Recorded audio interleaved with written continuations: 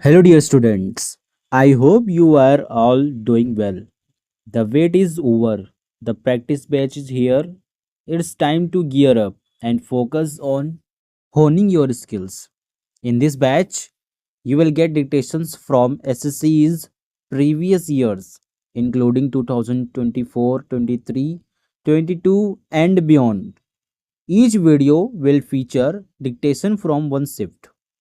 Your responsibility is to practice each of these dictations diligently to achieve excellence. Let us now begin the session. Listen carefully and write with full concentration. All the best. Ready for the shift second matter. Get ready. Start.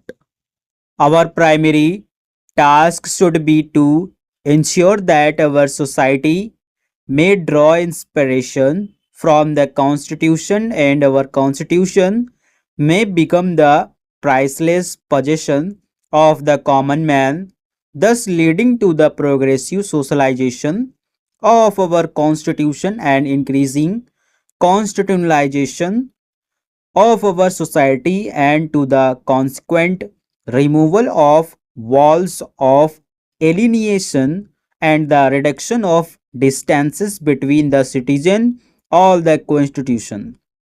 It is true that our constitution has had to be enabled frequently, but that only serves to show that ours is a living and a growing constitutional system responsive to the challenges of swiftly moving times.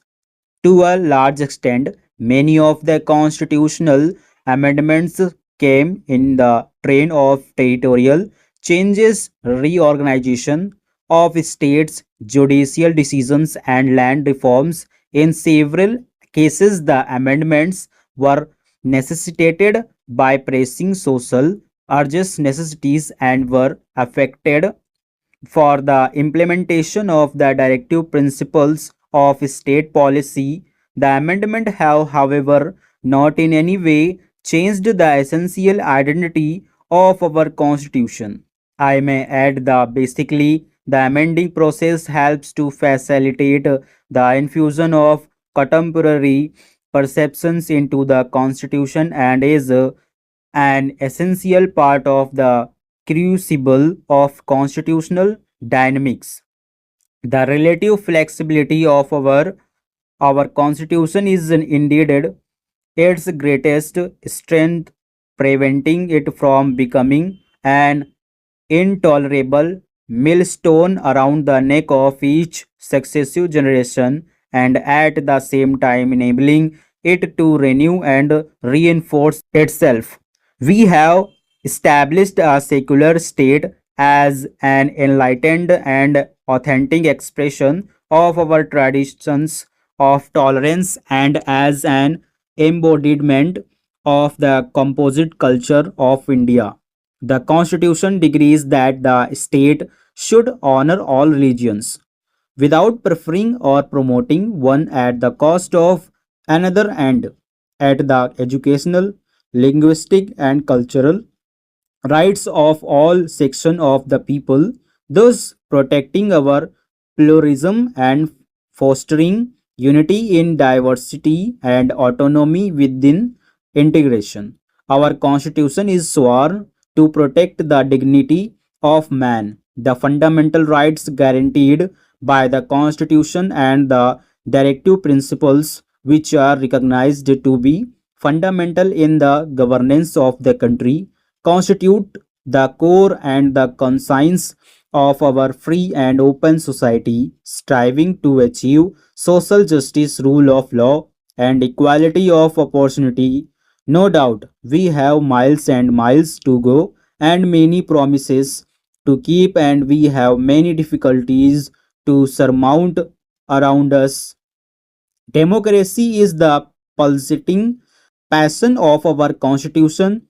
It is in the name of the people that the constitution was made and proclaimed, and it is the people it seeks to enthrone in the sovereign seat of power. When Pandit Jawaharlal Nehru spoke of India's tryst with destiny and our unending quest and incensed striving through trackless centuries, he thought of the people of India marching onwards and from one milestone to another.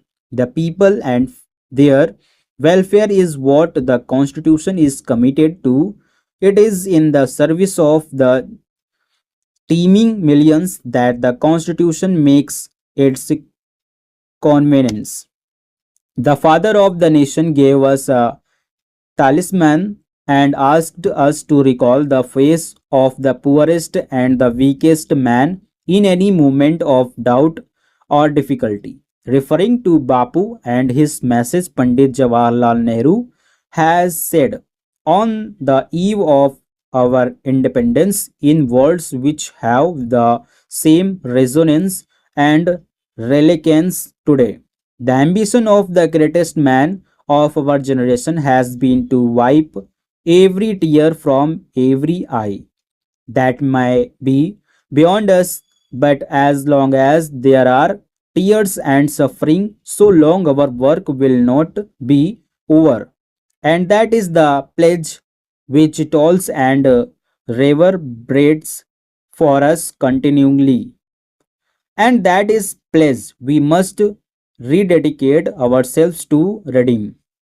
It has been sound practice and a practice which would successfully prevent governors from being exposed to political controversies, that in situations where ministries resigns or are threatened with defeat, the governor should fully explore all possibilities to ensure that the normal constitutional machinery continues to function. It is only when he fails in this attempt that the governor has necessarily to think in terms of recommending to the president for invoking powers conferred on the president for under Article 365. There has been a general consensus that whenever a governor has to make any such recommendation to the governor should do so in exercise of his own impartial, objective and independent judgment. You are all aware that during the last several years it has been the practice to lay before parliament the reports of the governors to the president, setting out the reasons weighted with them in recommending action under Article 356. Consequently, the reports have been the subject of critical scrutiny not only in Parliament but also by the general public, and in a democracy such as ours, it is right that there should not be any suspicion about the governor's functionings. Stop. So, how was the dictation? I hope you managed it. Write it well. Don't forget to share your scores in the comments. I do love to know how you did. By the way, the dictation was clear, right? Let me know if you faced any issues. Keep practicing regularly, and I am sure you will do great in your exams. Good luck and keep up the hard work. Thank you so much.